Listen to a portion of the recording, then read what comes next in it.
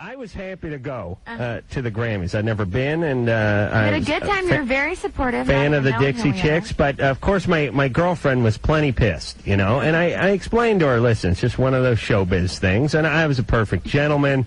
I went back to the show right after the Grammys and all that. But what happened was all the guys at the office I work at, which has nothing to do with Loveline, it's another show I'm working at. It's called The Man Show, and there's a ton of guys who all allegedly have a sense of humor. At least that's why they're paid. And things started showing up at the office. They all got wind of the Dixie Chicks. They all got wind of my girlfriend being pissed off, and they decided to have a good time. So I don't know what day the Grammys was, like a Wednesday or something like that. But on Friday, I got a nice bouquet of flowers, and it said, had a good time, just thinking of you, Natalie.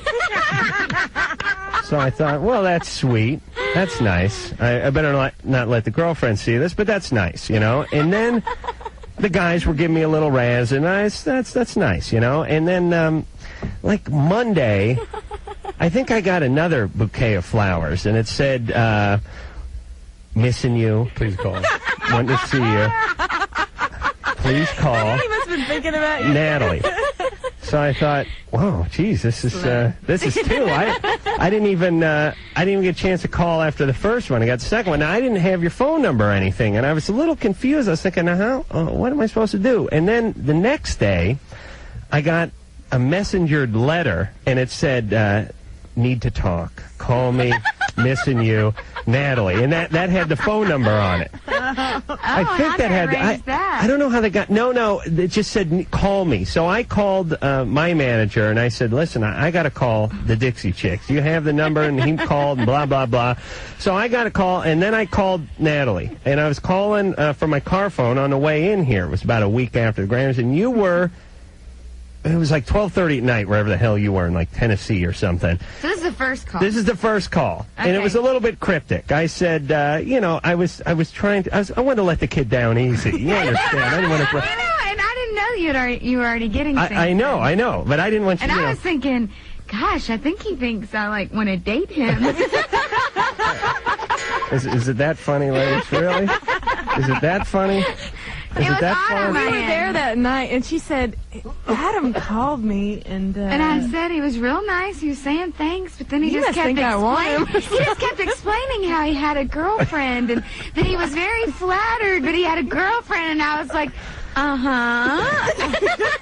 not care because. Oh, Jesus Christ! Now it's getting worse. All right, so. Well, the thing that made it even worse is when I called Natalie, she was like, huh? Who is this? I said, this is Adam. She said, oh, my God, I'm watching you on TV right now. And I said, oh, man, this chick's really got it bad. You said you were watching me. You're watching Loveline. Funny, we were. So, okay, fine. So I come back to the office the next day, and the guys are like, oh, well, what's going on? I said, I called her. I let her down easy. And I think it went pretty good. I think she understands things, and they'll come do the radio show, and everything will be mellow. Everyone goes, all right, good. That's a good idea. 2 days later, a 6-foot sub sandwich shows up at the office with a huge sign in it that's stuck in it like a for sale sign, and it says, I will not be ignored. So all the guys are like, whoa, this chick's nuts.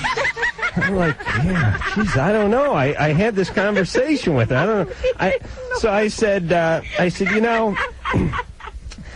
it's just a joke. I think this is just her way of saying, hey, let bygones be bygones. It's a funny joke. And I remember thinking, too, the sub was from a local place called Giamello's. And I remember thinking, geez, how'd she know I like those Kimmel subs so much? She probably... Coincidentally, everyone in the office seems to like them, too. Amazing. The whole office devours a sub, right? And coincidentally, no one had lunch plans that day either, right? So you're getting to the second. I'm walking around and explaining to guys the trappings of celebrity. Which were some great conversations. But, So anyway, now there was something else showed up. I don't know if it's like a stuffed animal or something, and it said like animal. thinking of you. And then, Oh my God. then a few days I said, listen, I'm not calling anymore. And then about 3 days goes by, nothing, and then a small box with a pair of women's panties in it. And it basically just says, like, I want to F you tomorrow or something. I mean, it was really getting out there. And the phone number was there now. Now, they had then called our manager, who decided it was funny, too. Oh. So gave the number. So now... Oh, my God. So everyone's in. Oh, I know the other gift wasn't... It was an oversized Mrs. Fields cookie.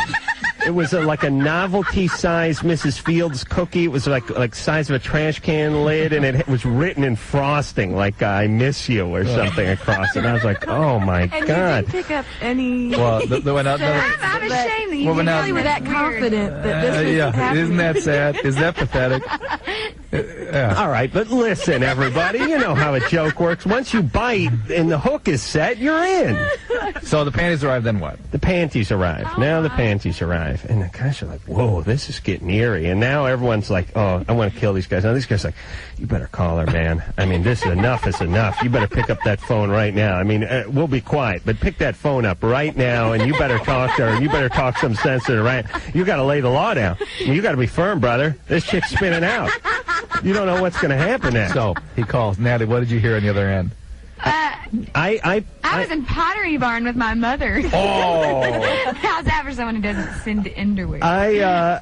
So I start calling on the phone, you know, and I'm calling, and the guys are sort of like piled up, like giving me, you know, alleged moral support or something, and I'm calling, and I go... They were like stacked in the hall, looking into through the doors and stuff? Yeah, they're all in the office. It was a big office. Stacked, and I start calling, I go, listen, Natalie, this is Adam. Thank God I started with the 6-foot sub. Yeah. No. You said, let me say. What'd I say? You said, I want to thank you for the package you sent. And I'm thinking, my publicist, someone has thought for me and sent you something to thank you for going to the Grammys with me.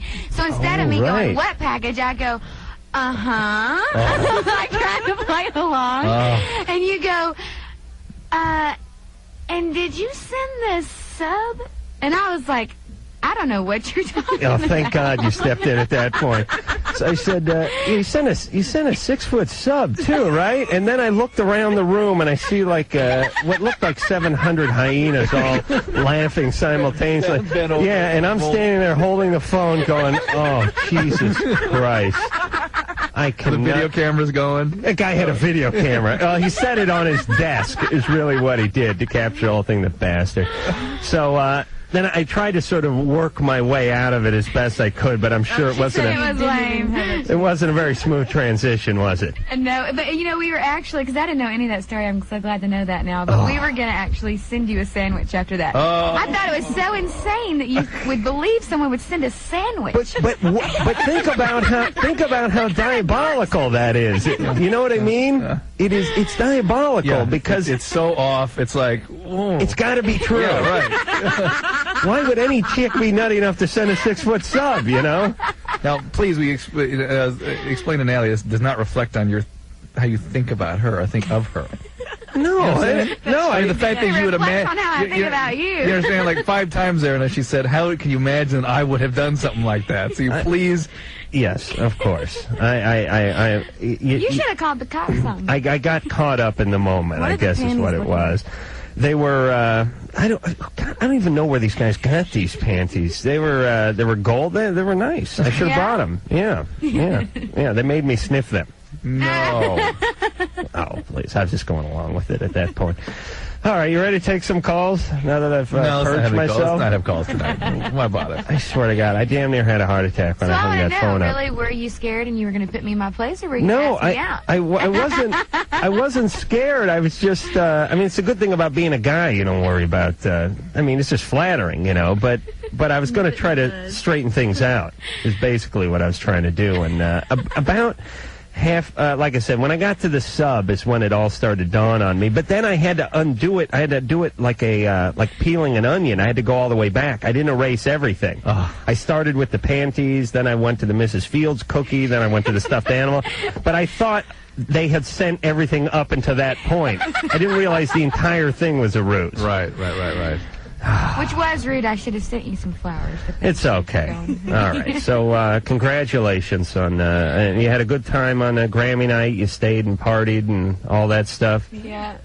You had a huge limousine. It was really quite a festive occasion. I went out there with Dickie from the Boss Tones, actually, in another limousine. I didn't get there early enough to walk down the red carpet, and it's probably best. Yes. I didn't want to steal any of your thunder. James? Yeah. You're 15. Hey, yeah, I had a question for the Dixie chicks. They're not here tonight. No, okay.